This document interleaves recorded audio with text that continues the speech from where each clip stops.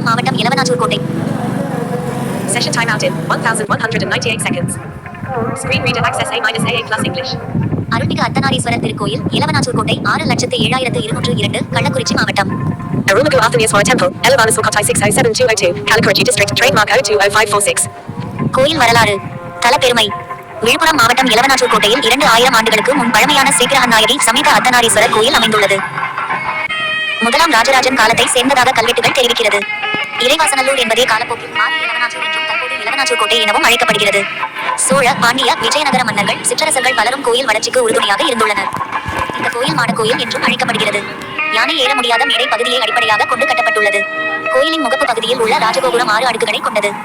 அதன் அருகில் 100 கால் மண்டபமும் கட்டுமான பணிகள் அனைத்தும் கீழ் பகுதியில் கருங்கல் கொண்டும் மேல் பகுதி செங்கல் கொண்டும் கட்டப்பட்டுள்ளது. சிவன் கோயில்கள் மூலவர் கிழக்கு நோக்கியபடியே இருக்கும். ஆனால் எலவனாச்சூர் கோட்டை அர்த்தநாரீஸ்வரர் சுயம்பு லிங்க வடிவில் மேற்கு நோக்கி அருள் பாலிக்கிறார். கருவறையின் அருகில் 3 நந்தி சிலைகளும் சைவ குரவர் 4 பீடத்தின் மேல் பகுதியில் அமைந்துள்ளது. மேல் மாடத்தில் 2வது சுற்றில் தண்டபாணி சுவாமி சிலை உள்ளது. சுயம்பு லிங்கமாக காட்சி அளிக்கும் சிவபெருமான் மூலவரின் அடிப்பகுதியில் உள்ள பீடம் வட்டமாகவும் இல்லாமல் சதுரமாக உள்ளது. 3வது சுற்றில் 4வர் சன்னதி, மகா கணபதி, வல்லப கணபதி, ஆத்மலிங்கம் ஆகியவை அடுத்தடுத்து அமைந்துள்ளது.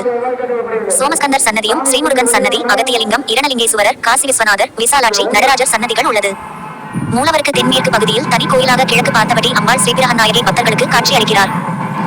ராஜராஜன் காலத்து கல்வெட்டு ஒன்றில் அமரபுயங்கர தேவர், ஊர்பாகம் கொண்டருளிய மகாதேவர், சிகர சிகாமணிநாதர், சிகரமணி சூடர், அரசவனத்திரை, மங்கையூர்பாகன், சோதிலிங்கநாதன், அரசவனத்தான், அர்த்தநாரீஸ்வரர் என்றும் கல்வெட்டுகளில் கூறப்படுகிறது.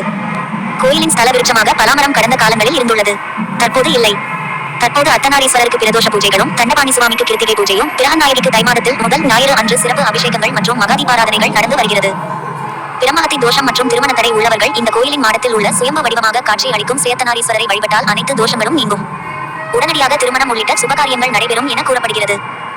இந்த சமய அறநிலையத்துறையின் கட்டுப்பாட்டில் உள்ள இந்த கோயிலில் சுபமுகூர்த்த தினங்களில் எலவனாச்சூர் கோட்டை மற்றும் சுற்றியுள்ள 50க்கும் மேற்பட்ட கிராமங்களை சேர்ந்தவர்கள் குலதெய்வமாக வழிபட்டு திருமணம், காது குத்துதல் உள்ளிட்ட சுப நிகழ்ச்சிகளை செய்து வருகின்றனர். சேந்தமங்கலத்தை தலைமையிடமாக கொண்டு ஆட்சி புரிந்து வந்த கோப்பெருஞ்சிங்க காடவராய மன்னர் காலத்தில் இங்குள்ள 100 கால் மண்டபம் கட்டப்பட்டுள்ளதாக தெரிகிறது. இதில் அரசவை நிகழ்ச்சிகள் மற்றும் நாட்டிய நிகழ்ச்சிகளும் நடந்துள்ளதாக தெரிகிறது. மாமல்லபுரம், காஞ்சிபுரம், மதுரை, தஞ்சாவூர் உள்ளிட்ட பகுதியில் உள்ள தொன்மையான வரலாற்று சிறப்புகளை போல் எலவனாச்சூர் கோட்டையில் உள்ள மாடக்கோயிலான சேத்தநாரீஸ்வரர் கோயிலும் உள்ளதாக கல்வெட்டுகள் தெரிவிக்கிறது. வெற்றி விநாயகர் வல்லபை கணபதி மக்களை துன்புறுத்தி வந்த வல்லபை என்ற அரக்கி மக்களை கொடுமைப்படுத்தி வந்ததாகவும், அப்போது அச்சத்தில் இருந்த மக்கள் கணபதியிடம் சென்று முறையிட்ட போது அரக்கர்களை கொட்டி தீர்த்த வல்லபையை தனது தும்பிக்கையால் மக்களை காத்தார் என்பது ஐதீகமாக உள்ளது. இதனால் இந்த வல்லபை கணபதியின் ஒரு புறத்தில் அரக்கியை அடக்கிய காட்சியுடன் இருக்கும் இந்த வல்லப கணபதியை வழிபட்டால் எதிரிகளை எதிர்கொள்ளும் சக்தியும் ஆற்றலும் கிடைக்கும். நவகிரக சிலைகளில் சனீஸ்வர பகவான் பக்தர்களுக்கு காட்சி அளித்தாலும் இந்த கோயில் வளாகத்தின் பின்பகுதியில் உள்ள மண்டபத்தில் காலபைரவர், சூரிய பகவான், வரதராஜ பெருமாள், சனீஸ்வர பகவான் என தனித்தனி சிலையாக இருந்து காட்சி அளிக்கிறது. இதேபோல் வலஞ்சுழி விநாயகர் சிலை ஒன்றும் பக்தர்களுக்கு தெற்கு நோக்கி காட்சி அளிக்கிறார். மேற்கு நோக்கிய நந்தி திருக்கோவிலூரை தலைமையிடமாக கொண்டு ஆட்சி புரிந்து வந்த தேவிகராஜன் சோழமண்டல படையுடன் சண்டையிடுவதற்காக வந்தபோது எலவனாச்சூர் கோட்டையில் அதிக அளவு கோவீரர்கள் இருப்பதைக் கண்டு அஞ்சிய தேவிகராஜன் மாடக்கோயிலுக்கு சென்று அங்குள்ள சிவபெருமானை வழிபட்டு தனது இக்கட்டான சூழ்நிலையை சொல்லும் போது சிவபெருமான் அங்கிருந்த நந்தியிடம் சோழமண்டல படை எங்கே வருகிறது என பார்க்கும்படி கட்டளையிட்ட போது திரும்பி பார்த்த நந்தி அப்படியே இருப்பதாக கூறப்படுகிறது.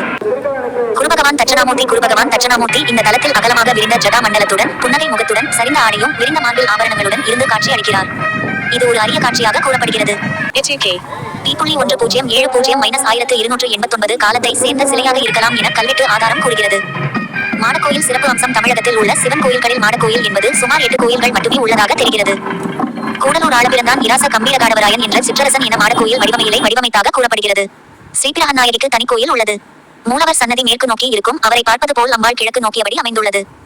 மேலும் அம்மன் சன்னதியில் மான் வாகனத்தில் சம்ஹார பிரயோகதுரை காட்சி